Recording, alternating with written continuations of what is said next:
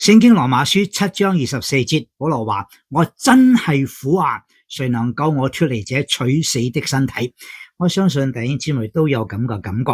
好多時候我哋想做個好事，我哋冇去做；我哋唔想做嘅嗰啲嘅壞嘅習慣，我哋就偏偏好似脫離唔到嗰個嘅壓制，係一定要去做。呢個係取死嘅身體叫我哋所做嘅事。保羅話：我真係苦啊，邊個可以救我脫離呢個取死嘅身體？我相信我哋都願意可以過住一個得勝嘅生活，過住一個可以遏制、可以控制自己肉體嘅一個生活。咁呢個嘅苦情，大家係我哋嘅一個經歷。